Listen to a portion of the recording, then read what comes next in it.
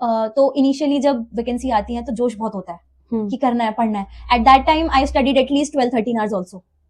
But एक phase ये भी था जब 1 घंटा पढ़ने का भी मन नहीं करता था, बिकॉज वैकेंसीज के बाद डेट जो एग्जाम की थी वो 1 साल बाद आई थी। हेलो एवरीवन, तो आपका अपने चैनल पीआरटी तैयारी पे बहुत बहुत वेलकम है। मैं हूं मनीषा शर्मा, आपकी पीआरटी मैडम, और आज हम आपके सामने लेकर आए आपकी फेमस इंस्टाग्रामर, आपने देखा होगा इंस्टाग्राम पे, स्वाति मैम को। तो इनके साथ आज हम बातचीत करने वाले हैं कि कैसे इन्होंने इतनी कम उम्र में एनडीएमसी और डीओई दोनों में इतने अच्छे नंबर प्लस इतनी अच्छी रैंक के साथ सिलेक्शन कैसे लिया। तो आज इनकी टॉपर स्ट्रैटेजी हम जानेंगे। जुड़े रहें आप इस वीडियो के एंड तक। आज हम बहुत सारी बातें करने वाले हैं कि किस तरीके से हमें पूरे सिलेबस को कवर करना है, एनआईओएस इनफ है या नहीं है, एनआईओएस को कैसे पढ़ें, और एग्जाम से पहले उसकी 2-3 बार रिवीजन कैसे कर लें। ठीक है, तो क्या इनके बुक्स और रिसोर्सेज रहे, कैसे मैम रिवीजन करती थी, तो सारी बातों को आज हम डिटेलिंग में बात करने वाले हैं। तो आज हम इंट्रोडक्शन मैम से ही मैम का लेते हैं। चलिए मैम, तो आप अपना बताइए अपने बारे में जो हम नहीं जानते। हेलो एवरीवन, मेरा नाम स्वाति है and currently I am working in directorate of education and previously I was working in NDMC, जैसा आपने अभी बताया। तो आपने वहाँ पे काम किया है? Yes, I work for 3 months over there. Okay.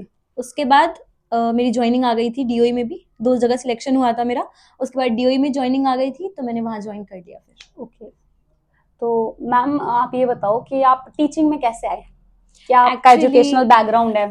Actually मेरा जो फैमिली बैकग्राउंड है, मेरे दादाजी, मेरे पापा दोनों टीचर्स हैं। तो एक टीचिंग का माहौल घर में रहा ही है एंड उससे थोड़ा सा मतलब मेरा इंक्लिनेशन टीचिंग की टूवर्ड्स था एंड मुझे बच्चों के साथ इंटरेक्शन बहुत पसंद है। तो आई थॉट कि पीआरटी से स्टार्ट करना would be a very good start in the teaching profession.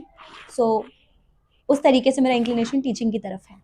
तो आपने 12th के जस्ट बाद ही डीएलएड किया? Yes, I did DElEd from DIET Rajendra Nagar. Okay, wow, I did from the DIET Rajendra Nagar too. Okay, that's very nice. तो लो जी, हमारे junior मिल गए हमें। तो कब किया आपने मैम डाइट? मैंने 2018-20 वाले बैच में करी। अच्छा, तो आप मेरे निकलने के बाद आप आए हो? मैं Yes. 2017 में निकल गई थी।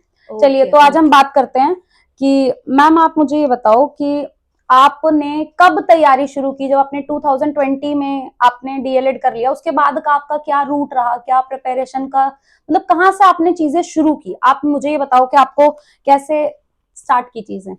एज सून एज 2020 हुआ, वी ऑल नो कोविड आ गया था। हाँ जी। एंड मेरे माइंड में ये था कि अब डीएलएड करी है, अब वैकेंसीज आएंगी एंड मेरे को गवर्नमेंट जॉब लेनी ही लेनी है। बट जैसे ही कोविड आया सब शट डाउन हो गया था। देयर वाज ऑफलाइन का तो कोई सोर्स ही नहीं था कि हम कोचिंग या कुछ करें। So at that time I switched to online coaching. मेरे फादर ने सजेस्ट किया था कि don't go specifically for DSSB, you can also go for SSC because syllabus is somewhat similar. तो मैंने जो पार्ट ए है वो दोनों में सिमिलर आता है, तो मैंने स्टार्ट पार्ट ए से किया था। ऑनलाइन कोचिंग मैंने उससे ली थी, I took from Gradeup part A के लिए, वहां से ली थी मैंने। और यूट्यूब पे भी कई सारे जैसे जीके जनरल क्वेश्चंस, वो सारे चीज़ें मैंने यूट्यूब से डेटा कलेक्ट किया एंड थोड़ा पढ़ा। फिर वो खुल गया था, लॉकडाउन खुल गया। उसके बाद मैंने एक जगह ऑफलाइन कोचिंग ली थी, उत्तम नगर से ही ली थी मैंने। But to be very honest, coaching is okay, self study is the most important part of getting job. Coaching मुझे लगता है गाइडेंस है, आपको क्या लगता है? गाइडेंस है, it will just give you कि ये चीजें पढ़नी है, वो पढ़नी, यस, हाँ। वो पढ़नी आपको पड़ेगी, रिवीजन आपको करनी पड़ेगी। तो आपने कोचिंग कहाँ से ली थी उत्तम नगर में मैम? मैंने कोचिंग ली थी TNI कॉलेज ऑफ कॉम्पिटिशंस करके है। अच्छा। मेन ब्रांच उसकी नजफगढ़ में है। अच्छा अच्छा, तो वो टीचिंग की तैयारी करवाते हैं? Yes, they specifically do for teaching, CTET also, DSSB also. Okay, तो उनका लेवल क्या रहता है टीचिंग का? टीचिंग वाले सेक्शन का पार्ट बी की तैयारी करवाने के लिए अच्छा कराते हैं, अच्छा कराते हैं। ओके, बट वही है, वो आपको सिर्फ गाइडेंस देंगे, कंटेंट कराएंगे, प्रैक्टिस आपको करनी क्या पड़ेगी। फीस रही थी? आप फीस बता सकते हो बच्चों को, थोड़ा आइडिया लग जाए। 22 के अराउंड, जिसमें overall part A part B दोनों था? दोनों था। ठीक है, तो मैम फिर आपने कैसे, कितना टाइम आपने कोचिंग ली, कब से कब तक कोचिंग का पीरियड रहा, कितना सेल्फ स्टडी की? Yes, I will tell. उस टाइम पे जब वैकेंसीज का नोटिफिकेशन आया ही था, आई वाज लाइक अभी से स्टार्ट करना है, थोड़ा करके एंड तक, अब ये नहीं पता कि एग्जाम कब होगा, यू डोंट नो ना, वो हाँ डेट्स जी। नहीं देते हैं। हाँ जी। तो आई वाज लाइक कि अभी से स्टार्ट कर देते हैं, थोड़ा स्टार्ट करेंगे, एंड तक जाते हो जाएगा। एटलीस्ट 6 मंथ्स तो लगते ही हैं एग्जाम की डेट आने में। तो हाँ मैं जी। 6 मंथ्स का टारगेट लेके चल रही थी। Like 3 to 4 months is for doing the topics, जो भी कंटेंट होता है, syllabus cover. Yes syllabus cover, और बाकी के 2 या 3 मंथ्स जो होते हैं वो रिविजन के लिए, जो अब तक पढ़ा है। तो आफ्टर इनिशियली रिवीजन बोल रहे हो ना आप ये बात? अब वो आफ्टर कोचिंग, सॉरी, कि कोचिंग कंप्लीट होने के बाद 3-4 Yes. महीने मैं खुद सिलेबस कवर करूं यस और फिर 2-3 महीने रिवीजन के लिए। यस ठीक है। यस। तो इनिशियली जब वैकेंसी आती है तो जोश बहुत होता है कि करना है, पढ़ना है। Eight that time I studied at least 12-13 hours also. But Wow. एक फेज ये भी था जब 1 घंटा पढ़ने का भी मन नहीं करता था, बिकॉज वैकेंसीज के बाद डेट जो एग्जाम की थी वो 1 साल बाद आई थी। 6 मंथ्स तक तो था कि हाँ पढ़ना है हाँ, बट तो क्योंकि वो इमीडिएट गोल नहीं दिख रहा था आपको। यस। तो देयर वाज अ टाइम जब मैंने 13 आवर्स भी पढ़ा, देयर वाज अ टाइम जब खुद को पुश करके 1 घंटा तो पढ़ ही लेते हैं, वो वाला टाइम भी था। तो ऑन एन एवरेज आप 5 आवर्स मान के चलो, ऑन एन एवरेज आपको पढ़ना चाहिए हर दिन। यस पढ़ना चाहिए। जो कहीं जॉब नहीं कर रहे हैं उनके लिए तो 6 भी पूरा चलेगा। दिन है। यस। तो आपने किसी प्राइवेट स्कूल में पढ़ाया या नहीं, ट्यूशंस no. दिए? Only self study? After 12th दिए थे मैंने, साइंस एंड मैथ्स के 9th and 10th क्लास के, हाँ, वो ट्यूशंस दिए थे मैंने। तो वो काफी मुझे लगता है आपको हेल्पफुल रहे होंगे तैयारी में। वो मैंने दिए ही इसलिए थे ताकि ये चीजें मेरी कंटिन्यू रहे, जो नॉलेज है वो कंटिन्यूअस रहे, हाँ, उस चीज के लिए दिए थे। तो मैम फिर आपने तैयारी की, फिर एग्जाम हुआ 1 साल बाद, आप कह रहे हो Yes. वैकेंसीज के नोटिफिकेशन आने के 1 साल बाद एग्जाम हुआ। ठीक है, तो मैम कितनी वैकेंसी थी उस टाइम? उस टाइम एनडीएमसी में I think it was 144 vacancies हाँ जी। एंड डीओई में it was around 450।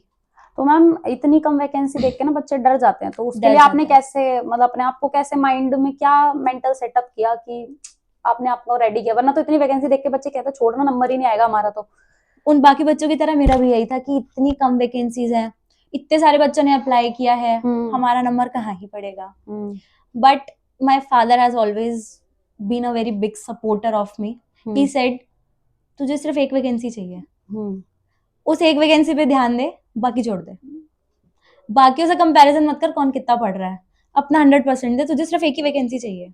And when I used to study ना, यहाँ पे मेरा एक कॉर्नर था, यहीं पे मैं सारी चीजें नोट्स पेस्ट वगैरह सब कर देती थी। यहाँ पे मैंने एक लाइन चिपकाई थी, 1 out of 450। मुझे सिर्फ एक ही चाहिए, वो मुझे सारी थोड़ी चाहिए, हाँ, सही मुझे बात है। एक ही चाहिए। तो अपना फोकस उस पर रखो, ये मत करो कि, क्योंकि ना उस टाइम पे बहुत होता है, उस बच्चे ने इतना करा, उसके इतने मॉक टेस्ट में स्कोर आ रहा, मेरा तो नहीं आ रहा, उसका इतना आ रहा है। तो दूसरों को देखो, बट ये नहीं कि वो क्या कर रहा है, हमें कितना पढ़ना है, हमने अपने क्या खुद के गोल सेट करे हैं, उसके अकॉर्डिंग कि हमें एक ही वैकेंसी चाहिए हमें। तो मैम आप मुझे ये बताओ कि अगर कोई बच्चा है, तो आपने जैसे तैयारी शुरू की, तो उसको एक बिगिनर बच्चे को कहाँ से कैसे शुरू करना चाहिए राइट ट्रैक पे, मतलब ज्यादा इधर उधर भटके ना, बच्चा सीधा अपने गोल तक जैसे कम समय में अपनी मंजिल हासिल कर ले। तो आपको क्या लगता है क्या तरीका होना चाहिए अपने एक्सपीरियंस से? मैं सजेस्ट करूंगी कि कोचिंग वगैरह लेना बेनिफिशियल रहता है एक गाइडेंस के लिए, कि आपको ये पता चल जाएगा क्या क्या टॉपिक्स हमको पढ़ने हैं। वरना आधे बच्चे तो इसी में रहते हैं कि पढ़ना क्या है। हाँ, वो इधर उधर एक्सप्लोर करते रहते हैं, पढ़ेंगे, रिवीजन तब करेंगे जब ये पता होगा कि पढ़ना क्या है। हाँ, तो या तो ऑनलाइन कोचिंग ले लो या ऑफलाइन कोचिंग ले लो, वो आपको एक गाइडेंस देगी कि आपको पढ़ना क्या है। कोचिंग आई थिंक कितने महीने की लेते हैं, 5 to 6 में हो जाती है, हो जाती है कंप्लीट। वो कोचिंग कर लीजिए, उसके बाद आपको ये पता आपको पढ़ना क्या है, उसके बाद घर बैठो और पढ़ो। ठीक है, बहुत सारी बुक्स आती हैं, प्रीवियस ईयर क्वेश्चंस करो, वो सारा सेल्फ स्टडी के अंदर आ जाता है। तो आपका क्या डेली शेड्यूल रहता था, आप बता सकते हो बच्चों को कि कितने घंटे आप पढ़ते थे, और अपना जो सब्जेक्ट का डिवीजन था वो आपने कैसे किया हुआ था, पार्ट ए का कैसे, जो सब्जेक्ट्स हैं वो कैसे डिवाइड किए थे, और पार्ट बी के कैसे किए थे? जब हम कोचिंग जाते हैं ना, तो बहुत सारे टीचर्स होते हैं, कोई कहता है एक सब्जेक्ट एक दिन पढ़ो, कोई कहता है सारे सब्जेक्ट्स एक दिन पढ़ो। तो मेरा मानना ऐसा है कि टाइम टेबल बनाना बहुत जरूरी है। अब टाइम टेबल भी बहुत टाइप के बनते हैं। कुछ लोग टाइम टेबल बनाते हैं, इतने बजे उठेंगे, इतने बजे खाना खाएंगे, इतने बजे फिर ये पढ़ेंगे। वो टाइम टेबल नहीं होता। Time table is according to the topics that you have to do that day. जैसे फॉर एग्जाम्पल, मैं सारे सब्जेक्ट्स डेली पढ़ती थी, ताकि सारे सब्जेक्ट्स की कंटिन्यूटी बनी रहे।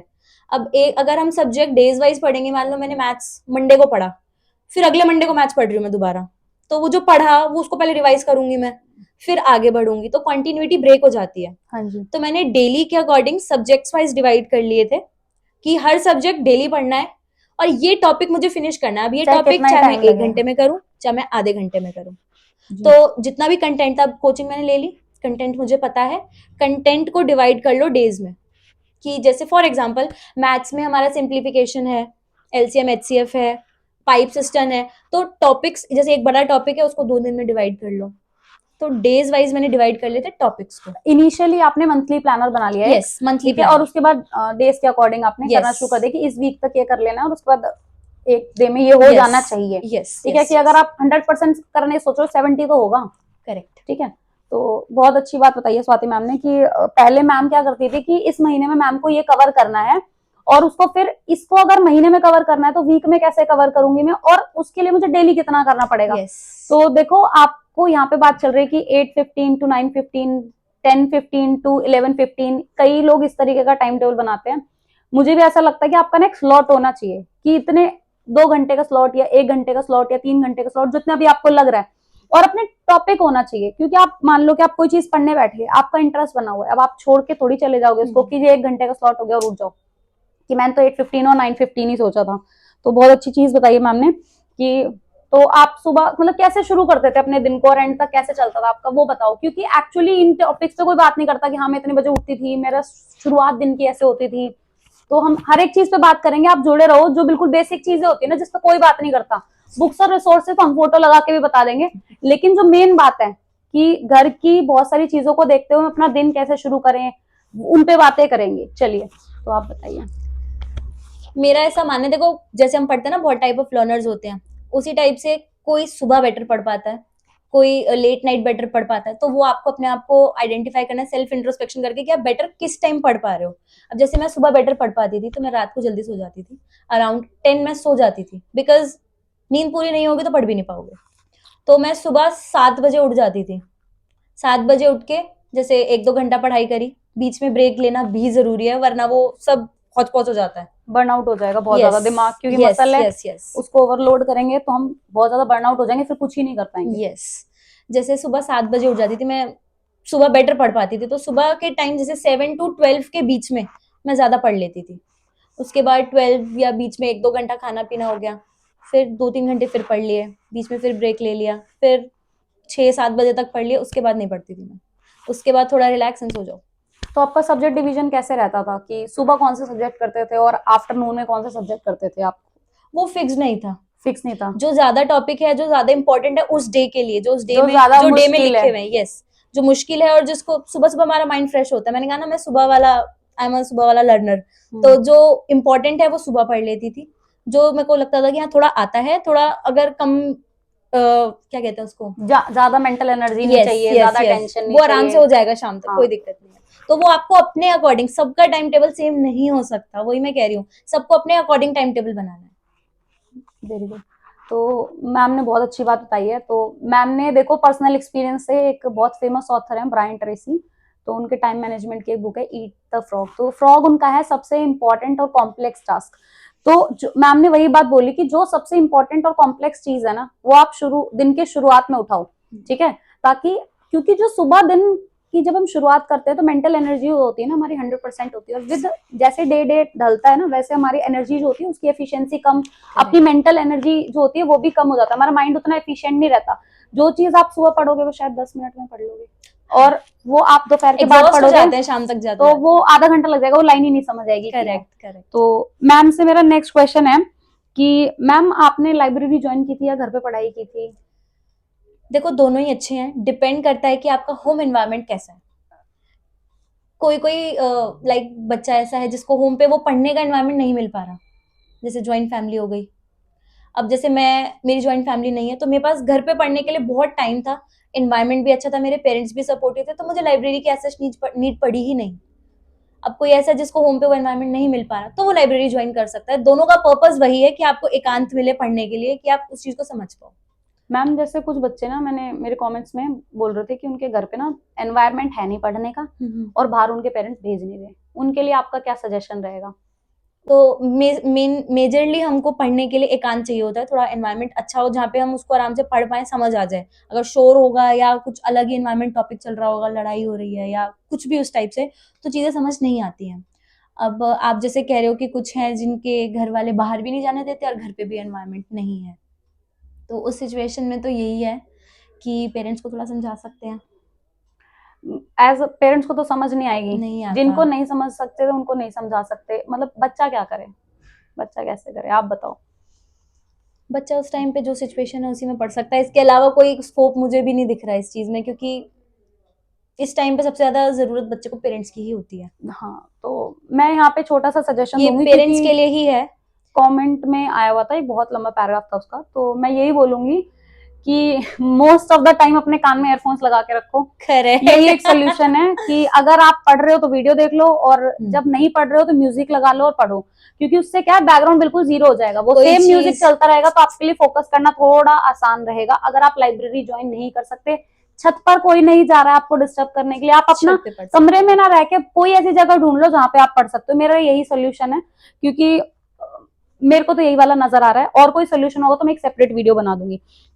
तो मैम, जैसे कि आपने मुझे बताया कि आपके सपोर्टिव थे घर वाले, और बिल्कुल। लॉकडाउन का वाला टाइम भी था, और आप घर पे पढ़ रहे थे और वैकेंसी था, तो जो जैसे आपने कहा कभी कभी ना मैं 1 घंटे पे भी आ गई थी, तो जब हम, डिमोटिवेशन बहुत हाँ, होता है जब पीरियड लॉन्ग हो जाता है। तो जब आप डीमोटिवेट होते थे तो आप खुद को कैसे मोटिवेट करते थे, या जो ओवर थिंकिंग होती है, नेगेटिव लूप होता है ओवर थिंकिंग का, उससे कैसे आप खुद को कैसे हैंडल किया, आपने कैसे डील किया, कैसे एक ओवरकम किया? चीज मैंने बहुत पहले से ही सोच रखी थी कि कंटिन्यूटी जरूर रखनी है, चाहे मैं 1 घंटा पढूं, तो वो इंट्रिंसिक मोटिवेशन होता है कि जॉब लेनी है तो लेनी है, फिर चाहे 1 घंटा पढ़ो चाहे 2 घंटा पढ़ो, पढ़ना जरूर है। मेरा ये था कि मैं डेली मॉक टेस्ट देती थी, तो अगर मैं कुछ दिन पढ़ भी नहीं पाई ना, तो मॉक टेस्ट मैंने एक भी दिन स्किप नहीं किया। 2 घंटे वाला मॉक टेस्ट? यस। पूरा पूरा? चाहे 1 घंटे वाला हो चाहे 2 घंटे वाला हो, देना जरूर है। मतलब डेली? यस ठीक। Yes yes. तो मेरा ये था कि देखो डिमोटिवेशन गारंटेड आएगा ही आएगा, कोई ऐसा नहीं है जिसको आएगा ही नहीं, क्योंकि एक टाइम पे ये होगा कि ये तो पढ़ लिया हमने, इसको दोबारा क्यों पढ़े, ये चीज तो हम पढ़ चुके हैं, फिर वही आ गया, फिर वही पढ़ो, फिर प्रीवियस ईयर कर रहे हैं उसमें भी वही क्वेश्चन आ रहा है, ये तो आता है ये तो आता है, क्यों पढ़े। लेकिन पढ़ना जरूर है, रिविजन करनी ही है, वरना वो लिंक टूट जाएगा, जितना पढ़ा है सब भूल जाओगे। तो आप सबसे जो आपके जो उसमें कम्युनिटी पोस्ट में बहुत सारे बच्चों का था कि शुरू कैसे करें, तो आपने बोला एक गाइडेंस कोचिंग ले लो, Guidance, correct. कोचिंग लेने के बाद सेल्फ स्टडी पे आ जाओ, पहले जो कोचिंग में कराया उसको खुद ही कंप्लीट करो, Yes. आपको चीजें आनी चाहिए। Yes yes. तो उसके बाद में रिवीजन, तो सबसे पहले मैं बात करती हूँ मैम, पार्ट ए तो ना, मतलब मुझे लगता है बहुत सारे टीचर्स हैं जिनके थ्रू हम कर सकते हैं, लेकिन पार्ट बी का ना कुछ भी क्लैरिटी नहीं है कि कैसे करें, ठीक है, उनका सिलेबस भी कोई डिफाइंड कोई नहीं है, डिफाइंड कुछ नहीं भी आ है, जाता है। कोई सही से बता नहीं रहा है, ठीक है, जो कर रहा है वो तो ढंग से कर गया, जिसको कुछ नहीं समझ आ रहा वो कुछ नहीं कर पा रहा। हाँ जी। तो आप बताओ, जब आपने पार्ट बी करना शुरू किया तो आपको कैसे कंफ्यूजन रही, क्या डिफिकल्टी आई, आपने उसको कैसे, मतलब आपने पार्ट बी कवर ही कैसे किया, कंप्लीट कैसे किया, कौन सी बुक्स यूज की, आपको बताना है। जैसे मैंने बताया लॉकडाउन था तो मैंने ऑनलाइन पे स्विच किया था, और मैंने ग्रेड अप से किया था। उनका उस टाइम पे ना केवीएस की वैकेंसीज का बड़ा वो था कि केवीएस की वैकेंसीज आ रही है, तो मैंने वो वाला बैच लिया था, तो उसमें उन्होंने कवर किया था पार्ट बी, तो मुझे टॉपिक्स का आइडिया लग गया था कि क्या क्या टॉपिक्स आ रहे हैं। फिर मैंने अपनी डीएलएड की बुक्स उठाई थी, जब हमने डीएलएड करी थी तो उसका हाँ जी। फर्स्ट ईयर और सेकंड ईयर की बुक्स होती हैं, हाँ मैं जी। उनसे गो थ्रू करा मैंने, हाँ जी। और उसके बाद टॉपिक्स मिल गए, डीएलएड की बुक्स पढ़ ली, उसके बाद मैंने प्रीवियस ईयर क्वेश्चंस उठाए, अब तक जितने भी हुए थे ना, तो वो आपने मैंने previous year NIOS question, cover की उस थी? टाइम मैंने एनआईओएस नहीं किया था। तो आपने एनआईओएस पढ़ी फिर बाद में? पढ़ी है मैंने। तो आपने एनआईओएस कैसे पढ़ी? एनआईओएस की जो बुक्स आती हैं वो आपको प्रिंटेड अवेलेबल नहीं है मार्केट में, हाँ। आपको ऑनलाइन मिलेगी, मैंने वो सारी ऑनलाइन बुक्स ऑफलाइन प्रिंट करवाई थी, एंड लाइन टू लाइन मैंने रीड करी थी। तो मैम आप मुझे बताओ कि जैसे एक साथ आपने प्रिंट कराई थी या थोड़ा थोड़ा करके प्रिंट कराई थी? मैंने सारी कराई थी, बिकॉज अब इसके अंदर भी देखो डिफरेंट टाइप ऑफ लर्नर्स आते हैं, कुछ आते हैं जो ऑनलाइन पढ़ लेते हैं, पीडीएफ से पढ़ लेते हैं, मैं पीडीएफ से नहीं पढ़ लेती, मेरी बहुत गंदी आदत है अंडरलाइन करने की, अंडरलाइन करना, उसमें पॉइंट नोट्स बना लेना, तो इसलिए मैंने उसको प्रिंट कराया था। अगर कोई ऐसा है जो पीडीएफ से पढ़ सकता है तो वो पढ़ो, मेन इंपॉर्टेंट है लाइन बाय लाइन पढ़ना है, बिकॉज DSSB जो पार्ट बी में क्वेश्चंस दे रहा है वो फैक्चुअल बेस्ड बहुत कम आ रहे हैं, एप्लीकेशन बेस्ड बहुत ज्यादा आ रहे हैं, तो वो एप्लीकेशन वाली अंडरस्टैंडिंग आपकी लाइंस को और कंटेंट को पढ़ने के बाद ही बनेगी। तो मैम आपने एनआईओएस कितनी बार पढ़ी थी? मैंने 2-3 बार तो आराम से पढ़ी है वो। 2-3 बार? तो कितना टाइम लगा था आपको पूरा एनआईओएस कवर करने में? 1 मंथ। 1 मंथ पूरी एनआईओएस? पूरी आपने NIOS। किस तरीके से उसको डिवाइड किया था, एक बार आप बता पाओगे एस्पायरेंट्स को? जैसे मैंने सिलेबस बताया था ना आपको, मैंने डे वाइज डिवाइड कर दिया था, हाँ। तो उसमें चैप्टर्स थे, जैसे एक बुक मैंने 5 दिन में कर ली, उसके चैप्टर्स को बस मैंने आपने डिवाइड कर रीड लिया। किया है और गो थ्रू है, आप नोट्स नहीं बनाए ना उस टाइम? नो नोट्स मैंने जो बनाया वो बुक के अंदर ही मेन पॉइंट्स अंडरलाइन कर लिए, एंड देन जब रिवीजन करी तो बुक तो पढ़ी ही, साथ में वो जो अंडरलाइन वाले पॉइंट्स थे उनको अच्छे से रिवाइज किया। तो अगर आप वही चीज 2-3 बार पढ़ लोगे ना तो आपको बहुत अच्छे से समझ आ जाएगी। तो मेरे को आप ये बताओ कि जैसे आपने एक बार बुक पढ़ी, हाँ साथ जी। साथ नोट्स बना लिए, फिर अगली बार पढ़ी तो अलग और से नहीं बनाए, बुक के अंदर ही बना लिए मैंने। तो आपने सेपरेट कोई नोट्स नहीं बनाए नहीं। और आपको 1 महीने में आपने सारी एनआईओएस कवर कर ली, यस आप ये कह रहे हो? यस। और 2-3 बार आपने रिवीजन किया। 2-3 बार रिवीजन अगले मंथ्स के तो अंदर। मैम ने आपने कैसे डिवाइड किया था बुक को कि डे वाइज की एक बुक को मुझे इतने जैसे दिन में मैंने खत्म करना है? मंथ का टाइम टेबल बनाया था, हाँ। और उसमें डेली का था कि साइकोलॉजी भी पढ़नी है, तो उसमें साइकोलॉजी में मैंने एनआईओएस पढ़ी थी। अब जैसे एनआईओएस की 10 बुक्स थी, एक बुक उठाई, उसको 5 डेज में डिवाइड किया था। जैसे चैप्टर्स हैं उसके अंदर, डे 1 पे चैप्टर नंबर 1 एंड 2 पढ़ लिया, नेक्स्ट डे 3 एंड 4 पढ़ लिया, इस तरीके से डिवाइड किया। ओके, तो यहाँ तक आपको बात समझ आ गई होगी कि मैम ने कैसे एनआईओएस कवर किया, कि मैम ने गो थ्रू हुई है, अलग से सेपरेट नोट्स बनाए, बुक के अंदर बनाया और बार बार रिवीजन की है, और मैम रोज मॉक टेस्ट दे रही थी। और मैम सिर्फ आपने एनआईओएस पढ़ी है और आपके पास कोचिंग के नोट्स होंगे जो आपने हाँ जी, जो हाँ उत्तम जी। नगर से ली थी और ग्रेड अप वाले ऐप से ली थी, यस यस यस। और उसके अलावा कोई और बुक्स और रिसोर्सेज आपने यूज किया है पार्ट बी के लिए?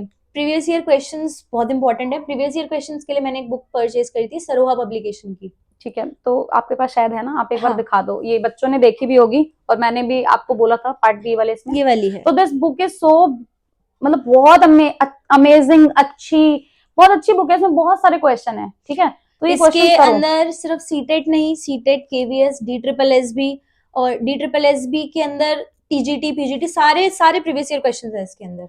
तो इससे कॉन्सेप्ट बिल्डिंग तो बहुत अच्छी हो जाती बहुत होगी। अच्छी, बहुत तो अच्छी। आपने ये बुक कितनी बार की है?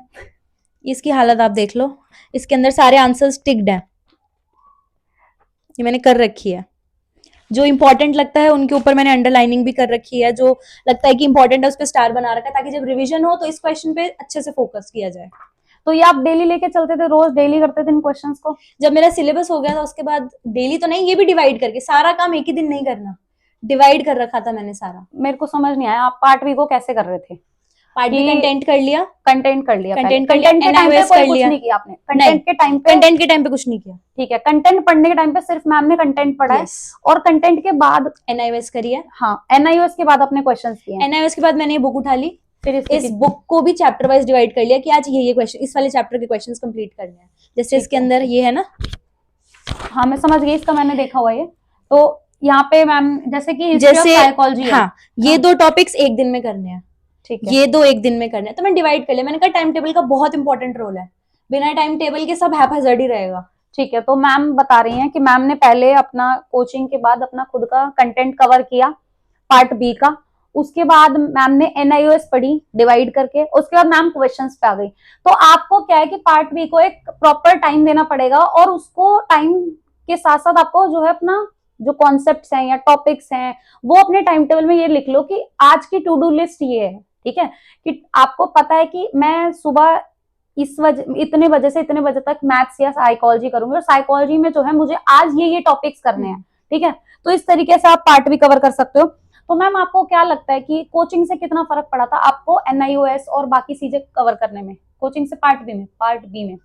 कोचिंग आपको गाइडेंस तो जरूर प्रोवाइड करती है। अगर मैं आउट ऑफ 100% बताऊं तो आई थिंक 35 to 40% कोचिंग की इंपॉर्टेंस है, बाकी 60% सेल्फ स्टडी की है।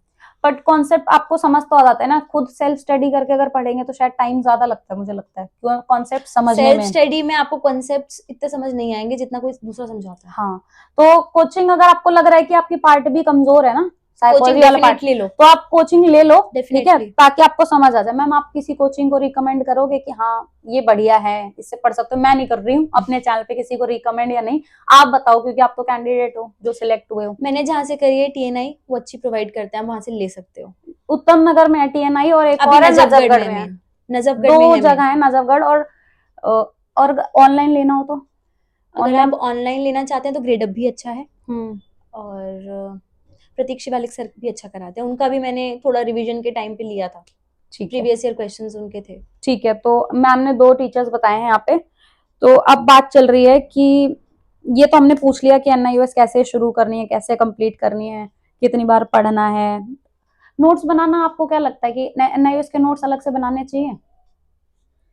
NIOS के नोट्स अगर कोई बुक रीड कर रहा है तो या तो उसमें ही बना लो, हम्म, अदरवाइज आप अलग से भी बना सकते हो, ठीक जो है। आप आपको अपने बिल्कुल इम्पोर्टेंट, हाँ आपको अपने अकॉर्डिंग अपनी देखना है कन्वीनियंस के कि अकॉर्डिंग आप करना बुक है। से काम चल रहा है या आपको अपने नोट्स अलग से करेक्ट। पढ़ने हैं। और मैम आप ये बताओ कि NIOS सफिशिएंट है अपने आप में, क्या बच्चे को कोई और, मतलब ये प्रीवियस ईयर कंटेंट के पढ़ना, अलावा कंटेंट तो पढ़ना पड़ेगा। नहीं, ये जैसे NIOS है, NIOS की बुक्स और प्रीवियस ईयर क्वेश्चन पेपर और मॉक टेस्ट लगाते रहो, इसके अलावा कोई और चीज आपको लगता है कि बच्चों को देखनी चाहिए, पढ़नी चाहिए? देखो मैं यही कहूंगी, कंटेंट हर जगह सेम ही है, हम्म, उसको लैंग्वेज। ABC इस तरीके से लिखा हुआ है, कंटेंट इज सेम, आपको अंडरस्टैंडिंग बनानी है उस कंसेप्ट के ऊपर, बात इतनी सी। अब जैसे कुछ लोग इग्नू का मटेरियल भी पढ़ते हैं, हम्म, इग्नू का मटेरियल मैंने पढ़ा है, सेम ही है, कोई ज्यादा डिफरेंस नहीं है, बस उसके अंदर लाइंस डिफरेंट तरीके से लिखी हुई हैं, इसमें डिफरेंट लिखी हुई हैं, मैंने जो अपनी DLED की बुक्स पढ़ी थी उसमें अलग से लिखी हुई हैं, चीजें वही है। ठीक है मैम। तो आपको जो है आपको देखना पड़ेगा कि आप एक ही बुक को 5 बार पढ़ना चाहते हो और उसी से अपनी कॉन्सेप्ट बिल्डिंग करना चाहते हो, या आप एक कॉन्सेप्ट को बहुत जगह से पढ़ के फिर अपनी कॉन्सेप्ट बिल्डिंग इतनी अच्छा करना यस। चाहते हो, तो वो आपको अपने अकॉर्डिंग देखना पड़ेगा। ठीक है, कि आप किस तरीके के हो, और ये एक्सपेरिमेंट से चलता है, आप करके देखो, आपको लग रहा नहीं भाई मेरे को इतने हैप्पीजार्ड नहीं चाहिए, इतनी सारी चीजें मेरे को एक साथ नहीं देखनी, मैं एक ही बुक पे ठीक हूँ, तो उसी को बार बार पढ़ो, आपका कॉन्सेप्ट वैसे बन जाएगा। तो मैम एक बहुत बड़ा क्वेश्चन है कि कॉन्सेप्ट तो समझ आ गया, अगर मुझे किसी को पियाजे की थ्योरी पढ़ानी है तो मैं तो पढ़ा दूंगी, लेकिन आ गया क्वेश्चन, तो हम मैम हमसे क्वेश्चन नहीं हो रहे, तो कॉन्सेप्ट समझना एक अलग चीज है बुक पढ़कर, लेकिन क्वेश्चंस होते नहीं है, उसका क्या सॉल्यूशन है? प्रैक्टिस,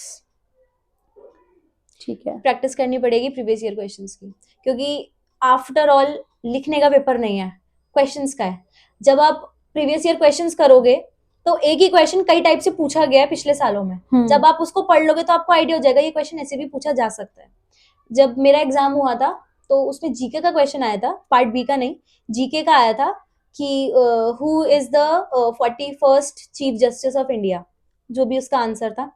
और जस्ट मेरे से पहले वाले एग्जाम में पूछा हुआ था dash is which number of chief justice of India, तो क्वेश्चन वही है, आंसर्स बस ए और यस, क्वेश्चन वही। अब आपको ये है कि किस तरीके से पूछा जाएगा, तो वो प्रीवियस ईयर क्वेश्चन करने से आएगा। तो क्वेश्चंस करो और उसी से ही आपको क्वेश्चंस करने आएंगे, कॉन्सेप्ट्स को क्वेश्चंस में अप्लाई करना आएगा। तो अब बात चल रही है कि मैम आपने यूट्यूब से भी किसी चैनल को फॉलो किया था पार्ट बी के लिए? पार्ट ए के बहुत रिसोर्सेज हैं। पार्ट बी के लिए मैंने बहुत सारे करे हुए थे, एक तो हिमांशी सिंह मैम है, हाँ, प्रतीक शिवालिक सर को भी करा हुआ है, जैसे वो शॉर्ट्स में क्वेश्चंस आ जाते हैं या कोई वीडियो ऐसी जैसे प्रीवियस ईयर क्वेश्चन की आ गई, तो एज अ रिविजन या प्रैक्टिस फैक्टर के लिए मैंने तो बहुत सारे फॉलो कर रखे थे, जैसे हिमांशी सिंह मैम है, प्रतीक शिवालिक सर है, ग्रेड अप है, अध्ययन मंत्रा है, ये सारे मैंने किए हुए थे। ठीक है। तो आपको ना किसी के लिए बायस्ड नहीं होना कि ये तो मेरा फेवरेट टीचर है और ये है वो है, जहां आपको से पढ़ना नॉलेज है। मिल रही है वहां से हाँ, ले लो। हाँ, आप अपना पढ़ो। ठीक है। तो मैम बात ये चल रही है कि आपके मॉक टेस्ट में पहले शुरू में कितने नंबर आते थे और फिर आपने इतने अच्छे नंबर कैसे किया उनको, वो बताओ बच्चों, क्योंकि बच्चे मॉक टेस्ट के नंबर देख के भाग रहे हैं कि भाई हम नहीं कर भागते रहे। हैं, आई नो।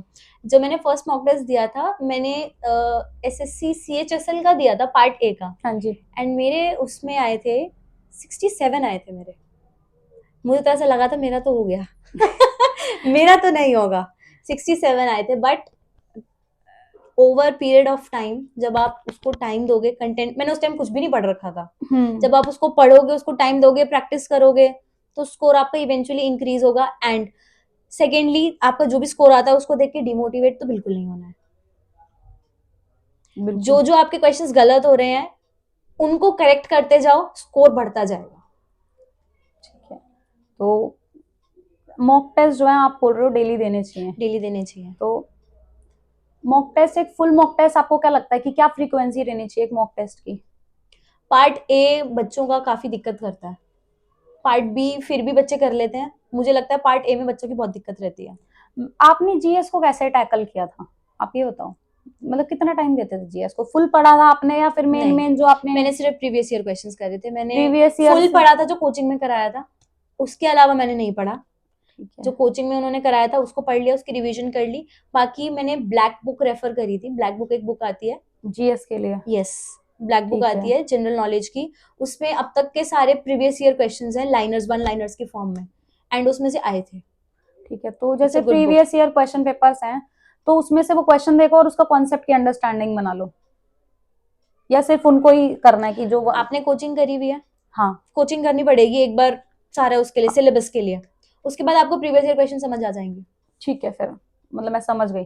जैसे कोई नया अगर आपके सामने, अगर आपने नहीं पढ़ा ना कुछ भी, तो पहले आप क्या है, प्रॉपर ज्योग्राफी पॉलिटी इनकी वीडियोस देख के अपना सिलेबस तो एक बार पढ़ना ही पड़ेगा जीएस का पढ़ना आपको, पड़ेगा। वरना आपको कुछ समझ नहीं आएगा। वो रटने वाली बात हो जाएगी। उसके बाद आप प्रीवियस ईयर कर लो, मैम ने जैसे बोला है कि प्रीवियस ईयर के क्वेश्चन करोगे आपको समझ आना शुरू हो जाएगा। और कोई नया टॉपिक भी होगा ना, तो आप उस कॉन्सेप्ट गूगल से देख के, वीडियो देख के आप बना लोगे अपने आप।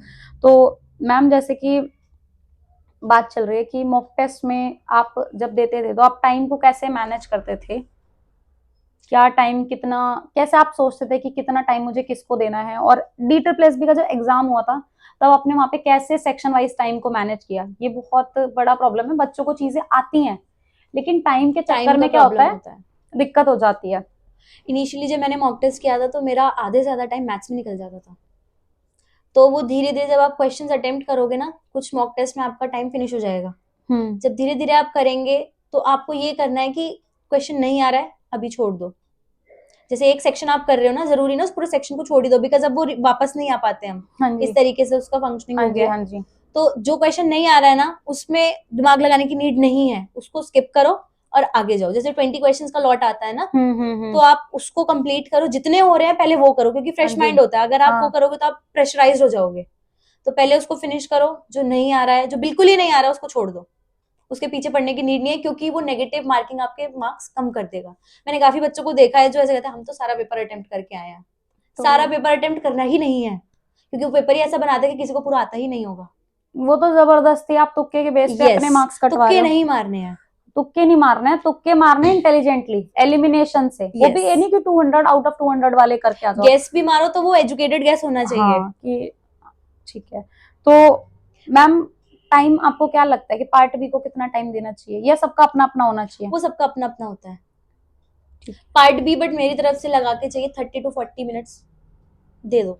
30 to 40 मिनट्स आप कह रहे हो पार्ट बी को दो? 30 मिनट्स काफी है। ठीक है। और बाकी मैथ्स को कितना टाइम देना चाहिए? मेरा मैथ्स तो थोड़ा सा टाइम टेकिंग था, मेरे को एटलीस्ट 25 मिनट्स तो लगते ही थे। पर मैंने अपना ऐसा बनाया था कि मेरा जो इंग्लिश और हिंदी है वो मेरा 9 to 10 मिनट्स में हो जाता था पूरा। तो वो आपको अपने अकॉर्डिंग करना है कि आपका कौन सा पार्ट अच्छा है, आप उसको फटाफट कंप्लीट कर लोगे। किसमें आप टाइम टेकिंग हो उसको, वो मॉक टेस्ट से ही आएगा। जब आप 10-20 मॉक टेस्ट दे दोगे ना, जब उनमें आपको लगेगा कि पेपर ही खत्म हो गया, मेरा तो पूरा ही नहीं हुआ, तब आपको अपने आप आइडिया लगेगा कि इसको इतना देना है, इसको स्किप करना है, इसको क्या करना है। मॉक टेस्ट हमें लगता है कि हम प्रीवियस ईयर क्वेश्चंस और प्रैक्टिस के लिए कर रहे हैं, पर मॉक टेस्ट आपको एक्यूरेसी और टाइम मैनेजमेंट भी सिखाती है, ताकि जब आप एक्चुअल पेपर में बैठो वहां पे तो आपको आइडिया हो कि मुझे क्या स्किप करना है और क्या कितने टाइम में करना है।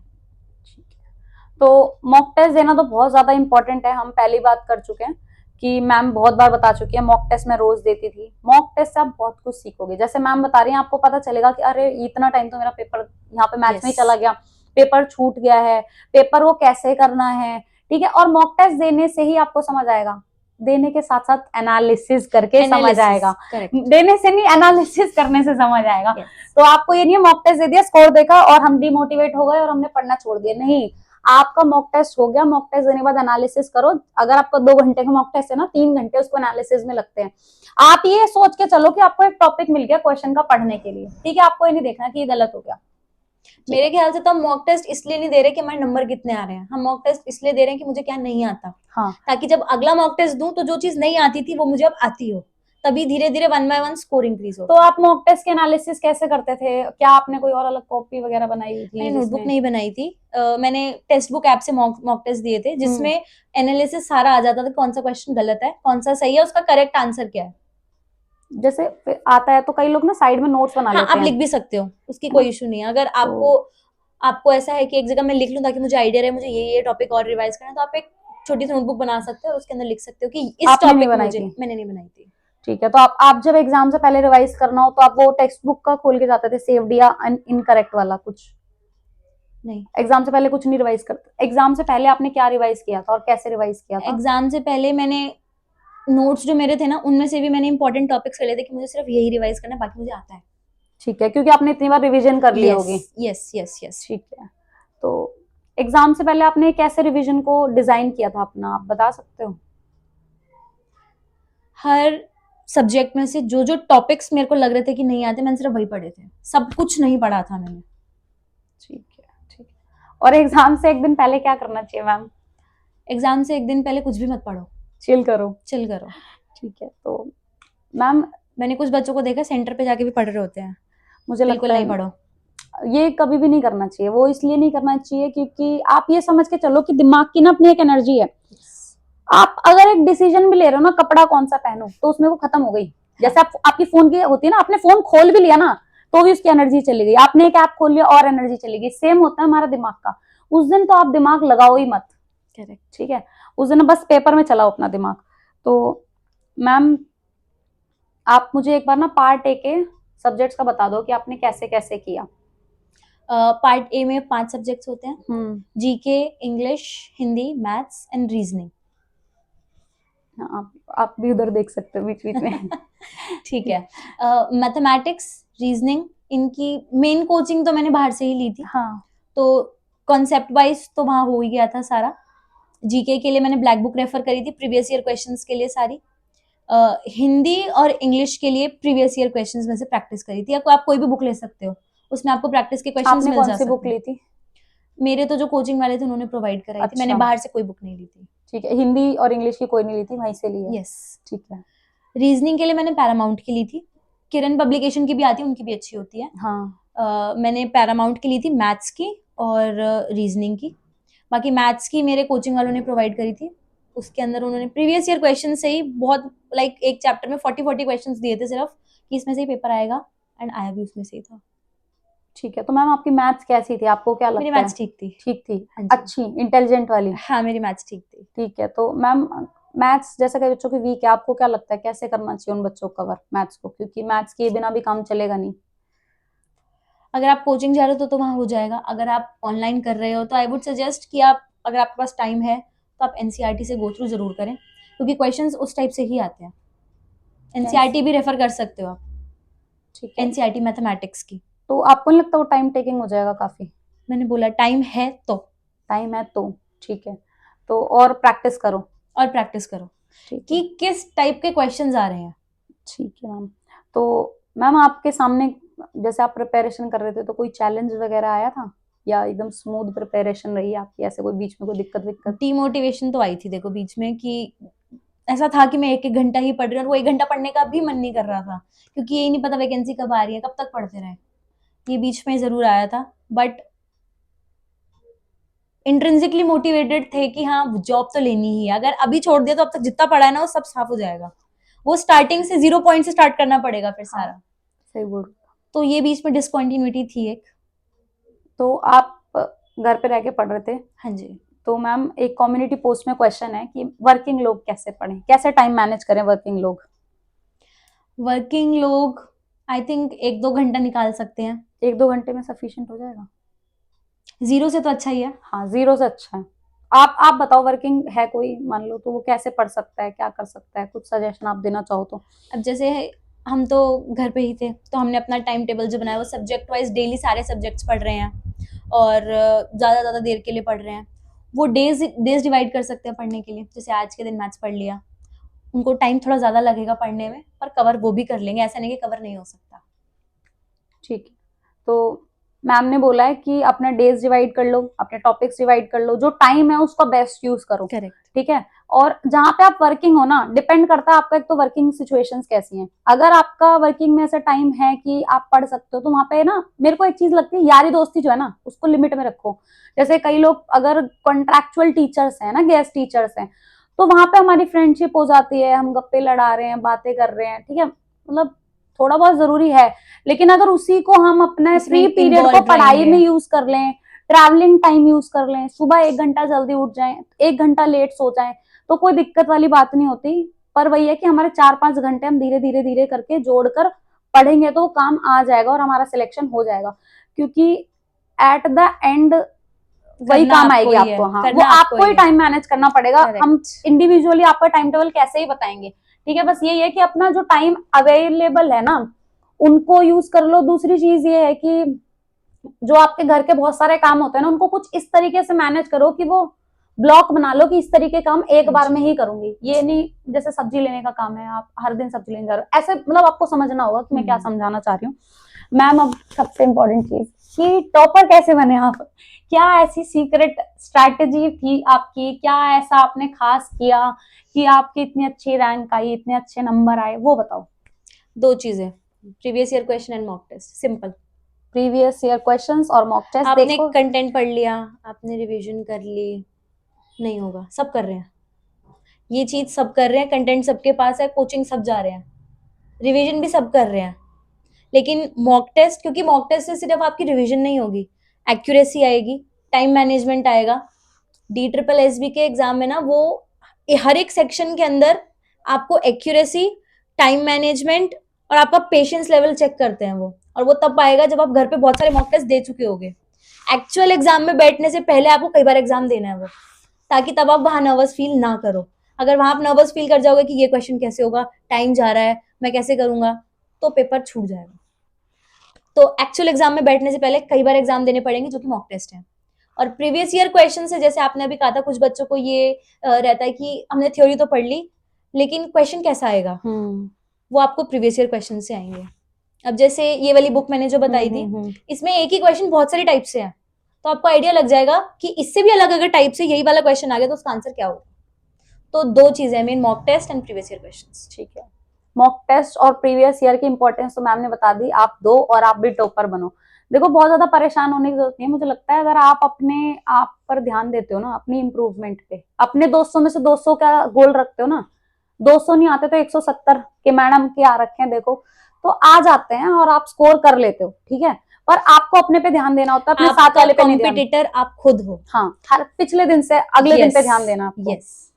तो मैम आप बताओ अपनी प्रिपरेशन जर्नी से जो आप एस्पायरेंट्स को गाइडेंस देना चाहते हो, कोई सीक्रेट, कोई टिप्स, अपना माइंडसेट, जो भी आपको लगता है कि आप अपने यंगर सेल्फ को बताना चाहो, या आप इतने एस्पायरेंट्स को देख रहे हो, उनको क्या बोलना चाहोगे। मैं सिर्फ यही बोलना चाहूंगी कि आप अपने खुद के कॉम्पिटिटर बनो, दूसरे क्या कर रहे हैं या दूसरों ने कितना पढ़ लिया उस पर फोकस नहीं करो। आपको you have to be a better self for yourself. कल मैं क्या थी, आज मैंने चाहे थोड़ा सा इंप्रूवमेंट किया है, आज मैंने क्या इंप्रूवमेंट किया है। बी इंट्रिंसिकली मोटिवेटेड, क्योंकि एट द लास्ट कोई आपके लिए हो ना हो, आप खुद हो, you are responsible for yourself. अब इस स्टेज पे आके जब आप जॉब लेने जा रहे हो, you have to be responsible enough. तो बी इंट्रिंसिकली मोटिवेटेड कि हाँ मुझे ये काम करना है, हाँ जी, अपनी चीजें खुद मैनेज करनी है कि हाँ पढ़ना है, जॉब लेनी है। अपने आप के साथ ऑनेस्ट और अपने आप से मोटिवेट। यस। ठीक है। तो मैम जैसे कई बच्चों के सामने ना फेलियर्स आए हुए हैं, 1-2 बच्चों के एग्जाम्स रह रखे हैं, किसी का ये केवीएस में सिलेक्शन, आपको क्या लगता है कि उनको कैसे डील करना चाहिए। मेरे ख्याल से उनको ऐसे डील करना चाहिए कि लाइफ ऐसा नहीं है कि यही एक अपॉर्चुनिटी थी सिर्फ, माइट भी कुछ लोगों के लिए हो जिनकी जैसे एज का फैक्टर होता है, बट ये लास्ट अपॉर्चुनिटी नहीं है। इससे सीखो ताकि ये गलती नेक्स्ट में ना हो और इम्प्रूव हो और आपका सिलेक्शन हो जाए। और मैम एक बहुत इंपॉर्टेंट क्वेश्चन, जैसे पढ़ना ना, बोलते तो हैं पढ़ो पढ़ो पढ़ो, पर पढ़ना उतना आसान नहीं होता, जो पढ़ता है उसी को पता होता है। तो सबसे पहले तो जैसे बच्चों को ना जब पढ़ने बैठते हैं ना, कंसंट्रेशन का बहुत इशू आता है। तो कंसंट्रेशन को इशू को कैसे ठीक करें कि दिमाग जो है ना पढ़ाई में लगे। आप कुछ ऐसा करते थे कि जैसे कई लोग मेडिटेशन वगैरह करते हैं, आप बताओ कि कंसंट्रेशन कैसे इंप्रूव हो, पढ़ते वक्त हमारा ध्यान पढ़ाई में ही हो, या कोई ऐसी पर्सनल चीज करते हो। ऐसा माना जाता है कि हमारा जो कंसंट्रेशन स्पैन है वो मैक्सिमम 30 मिनट्स का होता है, 30 मैक्सिमम 45 मिनट्स, उसके बाद दिमाग इधर उधर जाना शुरू हो जाता है। तो मेरा ऐसा है कि 30-45 मिनट्स तक पढ़ो, उसके बाद 5 मिनट का ब्रेक यू कैन टेक, इधर उधर घुमाओ थोड़ा सा घर के अंदर ही, या जैसे पेरेंट्स से बात कर ली। फोन मत उठाना, फोन नहीं उठाना है। जब मैं पढ़ती थी मेरा फोन ऊपर होता था रूम में, मैं नीचे वाले रूम में पढ़ती थी, बिकॉज फोन आपने उठाया और आज तो रील्स है, 1 घंटा रील स्क्रॉल करने में निकल जाता है। बिल्कुल आराम से फोन अलग रख दो, शॉर्ट्स रील्स। अगर आप टैब में पढ़ रहे हो तो उस टैब में नेट नहीं होना चाहिए, इंस्टा नहीं होना चाहिए, लाइक ऐसी चीज नहीं जो आपको डिस्ट्रैक्ट करे। तो पढ़ रहे हो तो पढ़ो, चाहे 30 मिनट्स पढ़ो, वो 30 मिनट्स वाला आपके दिमाग में जाना चाहिए।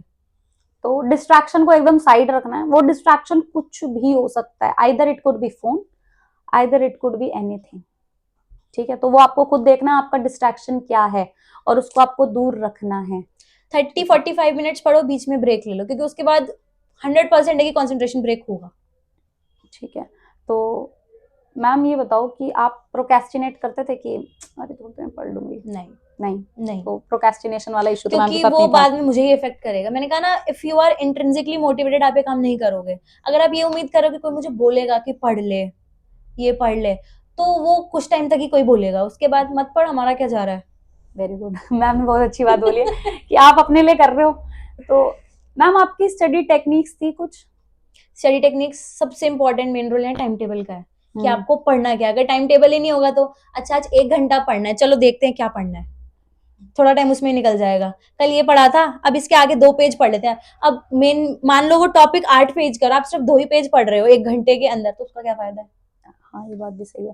मैम का ना सबसे इम्पोर्टेंट चीज जो मुझे बहुत अच्छी लगी वो ये लगी कि मैम एक दिन बैठ के ना पहले मंथली प्लानिंग ही कर रही हैं यस, कि पहले अगले महीने का मैं सोच लूं कि मुझे क्या क्या करना है और फिर उसको डिवाइड कर लिया। और ये बहुत अच्छी चीज है जब आपके पास कुछ गोल होता है ना करने के लिए कि हाँ मुझे ये करना है भाई, मैं टाइम वेस्ट नहीं कर सकती, तो ये बहुत अच्छी चीज लगी मुझे।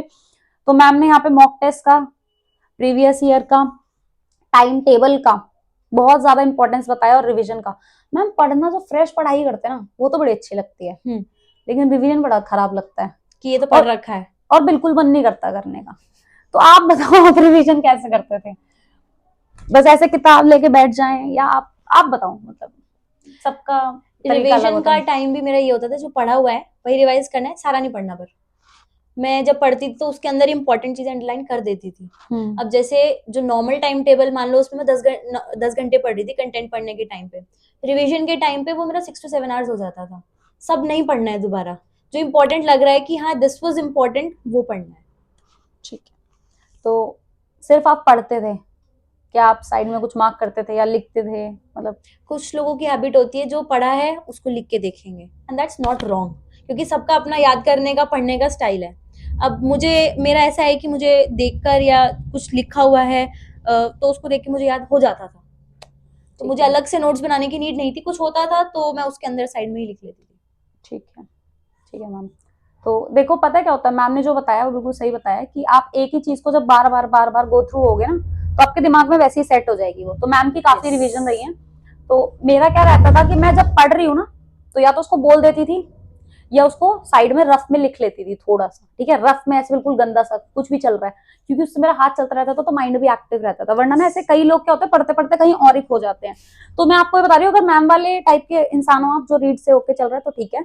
तो मेरा तो क्या है कि एक बार मैं देख लेती थी और उसके बाद फटाफट साइड में कुछ कुछ रफ में लिख दिया, उससे क्या मेरा सेट हो जाता, तो मुझे उतनी ज्यादा रिविजन की जरूरत नहीं होती थी। ठीक है, जो रीडिंग वाले लोग होते हैं मुझे लगता है उनका रिविजन बहुत ज्यादा रहता है ना। और मेरा क्या है कि 2-4 बार देखा और खत्म, उसके बाद मेरे को बस पन्ने पलटने होते थे। तो आपको पढ़ाई करते वक्त ना अपने लिए अवेयर रहना है कि आप कैसे हो, आपका लर्निंग स्टाइल क्या है। आपको सबसे इंपॉर्टेंट चीज मुझे लगता है लर्निंग स्टाइल समझना। यस, ठीक है, कि आपकी खुद की पर्सनालिटी कैसी है, आपको सबसे अच्छे से लिख के याद होता है, बोल के याद होता है, देख के याद होता है, सुन के याद होता है, वो आपको समझना होगा। जब तक आप अपने लर्निंग स्टाइल के अकॉर्डिंग पढ़ना शुरू नहीं करोगे, याद करोगे और भूल जाओगे। खुद तो के लिए रिस्पॉन्सिबल होना पड़ेगा। हाँ, खुद से ऑनेस्ट होना पड़ेगा। और दिन में ना एक बार शाम को रिफ्लेक्शन कर लिया करो कि आज दिन में क्या किया, क्या मुझे अच्छे से याद हो गया, क्योंकि ये हमारी ना अंतरात्मा जानती है कि हमें ये चीज आती है नहीं आती और ये आती नहीं है। तो मैम जब आप प्रिपेयर कर रहे थे तो आपका क्या माइंडसेट था, मतलब आपका गोल, मतलब क्या सोचते थे आप, क्या गोल के लिए, जॉब के लिए, पढ़ाई के लिए? एक इंसान का ना माइंडसेट होता है, आपका क्या माइंडसेट था? मेरा था कि मुझे ये जॉब लेनी ही लेनी है, वो भी फर्स्ट को में, क्योंकि मेरा ऐसा था कि पढ़ाई एक ही बार होती है, बार बार नहीं होती। और मैं बहुत लंबा खींच नहीं सकती पढ़ाई एक ही बार होती है, तो अच्छे से करो। ठीक है, तो मैम ने आज बहुत सारी चीजें हमें बताई। तो मैम आप बताओ, आपको कुछ कंक्लूजन देना हो, क्योंकि हमारे तो मुझे लगता है बहुत सारे क्वेश्चन मैम ने बहुत ब्रीफली बहुत अच्छे से, बिल्कुल कम शब्दों में गहरी बात, तो यही विजडम की पहचान है। ब्रीविटी इज द सोल ऑफ क्या बोलते हैं, वाइस पर्सन। तो मैम ने काफी कुछ बता दिया है कि रिविजन कैसे करनी है, टाइम को कैसे मैनेज करना है। मॉक टेस्ट से ही समझ आएगा, वो आपको ही समझ आएगा। ठीक है, करने पे ही आएगा। हाँ, तो मैम बस एक चीज और बता दो, पढ़ाई के लिए मोटिवेटेड कैसे रहें? क्योंकि बहुत आपने बोल दिया इंटरेस्टिंग हाँ, हाँ जी, मोटिवेशन, हाँ लेकिन जी, हाँ जी। Sometimes fear, overthinking, mind की इतनी सारी चीजें, वो समझा दो, क्योंकि कई बच्चों को चाहिए होता है एक्सट्रिंसिक या कुछ, मतलब कि हाँ, खुद से भी अंदर से कैसे मोटिवेशन लाए। अपना एक गोल सेट कर लो। कुछ लोगों के लिए जैसे जॉब आएगी, कुछ के लिए होता है कि सैलरी, कुछ की फैमिली बैकग्राउंड अच्छा नहीं होता कि हमें ये जॉब लेनी है ताकि हम अपने पेरेंट्स को सपोर्ट कर सके। तो अपना एक गोल बना लो कि हाँ, इस गोल को अचीव करने के लिए मुझे ये सारी चीजें करनी है। बस मेन तो यही है कि आप अपना अपने एक आप को गोल कैसे डिफाइन। मोटिवेटेड रखते थे? मैं अपने आपके आप को, अपने दिमाग में क्या सोचते थे कि मेरी जॉब या सैलरी, या क्या सोचते थे आप? मुझे टीचिंग बहुत पसंद है। I always wanted to be a teacher, मुझे बनना ही बनना है। एंड गवर्नमेंट जॉब का ऐसा था कि मेरे घर में गवर्नमेंट जॉब वाले ही हैं, तो तो वो एक थोड़ा सा रहता है कि हाँ, हमें भी गवर्नमेंट जॉब लेनी है। गवर्नमेंट जॉब के फायदे मैम को पता चल गए थे। तो मैम ने कहा मैं पीछे नहीं रहूंगी अब। ठीक मैम, एक दो क्वेश्चन है कम्युनिटी पोस्ट के जो मैंने लिखे नहीं थे, तो वो आप मुझे बता दो। हाँ जी। एक एस्पायरेंट का क्वेश्चन है कि मैम प्रॉब्लम ये है कि मैं पढ़ती हूँ पर सिलेबस पूरा नहीं हो रहा, जितना पढ़ती हूँ लगता है उतना कम है, थोड़े दिन कंसिस्टेंसी मेंटेन रहती है फिर सब खराब हो जाता है, तो इसका क्या सोल्यूशन होगा आपके पास? ऐसा तब हो सकता है जब आपने अपना सिलेबस डिफाइन नहीं कर रखा कि मुझे पढ़ना क्या क्या है। और ये तब होता है जब आपको पता ही नहीं है कि आपको पढ़ना क्या क्या है। अगर आपको ये लग रहा है कि मैं जितना पढ़ रही हूँ उतना कम लग रहा है, तो आप एक सिलेबस डिफाइन करो ताकि आपको एक सेटिस्फैक्शन की फीलिंग आए कि हाँ, जो मैंने डिफाइन किया था वो तो मैंने पढ़ ही लिया है। हाँ। इसके बाद जो मुझे पढ़ना है वो एक्स्ट्रा में मैं पढ़ लूंगी। दूसरी चीज, सिलेबस पूरा कभी कभार इसलिए नहीं हो पाता क्योंकि हमारा फोन हमारे साथ होता है। 5 मिनट पढ़े, फिर फोन में नोटिफिकेशन आ गई, फिर वो 1 घंटा उसमें निकल गया, तो पढ़ाई का टाइम नहीं आ पाता। You have to be responsible for yourself. उसमें ऐसा नहीं है कि हम कुछ एक सामान आपको दे देंगे कि बस ये पढ़ लो और आपका हाँ। सिलेक्शन हो गया। ना मनीषा मैम के पास ऐसा कुछ है, ना मेरे पास ऐसा कुछ है। You have to be responsible for yourself. अपने अकॉर्डिंग सिलेबस बनाओ कि आपको क्या क्या पढ़ना है। फिर वो आपको एक ना सेल्फ सेटिस्फैक्ट्री फीलिंग देगा कि हाँ, ये हो गया है, अब इसके अलावा मुझे कहीं से कुछ मिल रहा है पढ़ने का, तो वो मैं एक्स्ट्रा में पढ़ रही हूँ। ठीक है, तो मैम ने बताया, मैं भी थोड़ा सा ऐड कर देती हूँ मैम की बात में, कि आपकी मैं टुकड़ों में पार्ट में डिवाइड कर रही हूँ इस क्वेश्चन को, कि आप पढ़ रहे हो पर सिलेबस पूरा नहीं हो रहा। देखो बच्चे, पता है क्या होता है, सिलेबस लिमिटेड ही है, लिमिटेड टॉपिक है, पॉलिटी के लिमिटेड टॉपिक है, ज्योग्राफी के, मतलब आपका सिलेबस डिफाइंड ही है, उसको आप लिखो और जैसे मैम ने बताया कि उसको डिवाइड कर लो, ठीक है, और उसको टिक मार्क करना शुरू करो। जब आप टिक करोगे ना, आपको पता नहीं कैसे अंदर से सेटिस्फैक्शन आती है कि हाँ, इतना कर लिया, मुझे अभी और चलना है। एक तो डेली की टू डू लिस्ट आपके पास होनी चाहिए, एक डायरी होनी चाहिए, एक नोटबुक होनी चाहिए, कुछ भी जहां पे आप डेली का टू डू लिस्ट लिख रहे हो और उस पर टिक लगा रहे हो।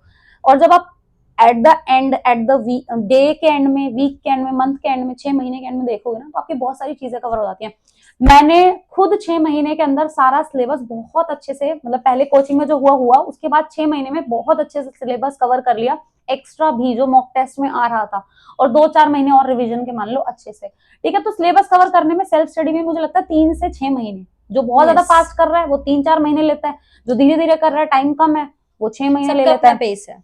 हाँ, सबका अपना तरीका है, और टाइम के साथ साथ उसकी क्वालिटी कितनी अच्छी है, तो वो डिपेंड करता है। तो कंसिस्टेंसी वहीं से मेंटेन होगी जब आप रोज ट्रैक कर रहे हो अपनी प्रोग्रेस, आप अपने दिमाग के थॉट्स को सच्चाई मानकर डिस्ट्रैक्ट नहीं हो रहे, ठीक है। और सिलेबस ना हमेशा कम ही लगेगा, क्यों लगेगा, क्योंकि क्वेश्चंस नहीं हो रहे। तो मैम ने पहले ही बता दिया, मॉक टेस्ट करो भाई, आपको पता चलेगा क्वेश्चन कैसे आ रहे हैं, और क्वेश्चन से समझ आएगा ये टॉपिक तो मुझे आता नहीं, ये तो मुझे पढ़ना है। तो एक चीज है। और दूसरी वाली क्वेश्चन मैम ये है कि एक बच्चा बोल रहा है, एक एस्पायरेंट, सॉरी, कि वो एक लड़की है, वो प्राइवेट स्कूल में पढ़ा रही है, तो वो एग्जाम के लिए कैसे प्रिपेयर करे। और दूसरा ये है कि मैं कंफ्यूज हो जाती हूँ, DSSS पीआरटी और केवीएस पीआरटी की प्रिपरेशन साथ में कैसे कर सकूं, कंफ्यूज हो जाती हूँ कि किसकी प्रिपरेशन कैसे स्टार्ट करूं। ओके, देखो, केवी और DSSS का जो कोर्स है वो सिमिलर ही है, तो आप DSSS की तैयारी कर लो बिकॉज वो थोड़ा सा वास्ट है। तो आप DSSS की तैयारी कर लोगे तो केवीएस की अपने आप हो जाएगी, ठीक है। और जो सेकंड एस्पायरेंट है वो कह रही है कि प्राइवेट स्कूल में वर्क कर रही हैं, उन्हीं तो का सेम क्वेश्चन है। हाँ, तो वही है, आफ्टर स्कूल अपने टाइम निकालिए, टाइम टेबल उसके अकॉर्डिंग अपना फिक्स करिए एंड देन स्टडी। देखो पता है क्या, एनर्जी तो जाती है स्कूल में, बट ये है कि आप आके शॉर्ट नैप ले लो, यस, ठीक है, कॉफी पियो, और अपने जितने भी रात तक का टाइम है उसको यूज करो, ठीक है, क्योंकि हाफ डे भी बहुत होता है, ठीक है, हाफ डे में आप बहुत कुछ कर सकते हो। 3 to 4 आवर्स उसमें भी आराम से निकल जाएंगे। हाँ, तो आप इस तरीके से कर सकते हो कि स्कूल के बाद वाले टाइम में आपको थोड़ा सा अपने साथ स्ट्रिक्ट रहना होगा, थके हो या कुछ भी हो आपको पढ़ना पड़ेगा। तो आज का बहुत ही अच्छा पॉडकास्ट रहा। मैम ने बहुत कम शब्दों में, बहुत ही कम समय में इतनी सारी चीजें हमें बता दी, क्या इंपॉर्टेंट चीजें हैं, क्या करना है, कैसे करना है। तो अगर आपको मैम से कोई डाउट पूछना है, आप कमेंट सेक्शन में भी पूछ सकते हैं। लेकिन अगर आपको लगता है कि आपको मैम से पर्सनली बात करनी है, तो मैम का इंस्टाग्राम हैंडल जो है मैं यहाँ पे स्क्रीन पे लगा भी दूंगी, और आप उनको सर्च भी कर सकते हो, स्वाति मैम। मैम बहुत फेमस है, ठीक है। तो आपके लिए मैम जो हो सकता है वो कर देंगी, जो भी फोटोज होंगी वो शेयर कर देंगी। और thank you so much ma'am का, जो मैम ने बच्चों को इतनी हेल्प की और मैम ने इतनी अच्छी बात बताई और अपना टॉपर का सीक्रेट भी बताया कि मैम टॉपर कैसे बनी है। तो मैं उम्मीद करती हूँ कि आपको इस पॉडकास्ट से बहुत हेल्प मिली होगी। जहां आप फंस रहे होगे, जहां पे अटक रहे होगे, वहां पे आपको एक सोल्यूशन मिल गया होगा। साथ ही साथ अगर आपके जान पहचान में कोई भी एक सिलेक्टेड कैंडिडेट है जिसको अपनी स्टोरी शेयर करनी है, या आप चाहते हो कि वो अपनी स्टोरी शेयर करे, तो आप मुझे कमेंट में या फिर टेलीग्राम पे मुझे मैसेज करके बोल सकते हैं, हम उनका पॉडकास्ट ले लेंगे।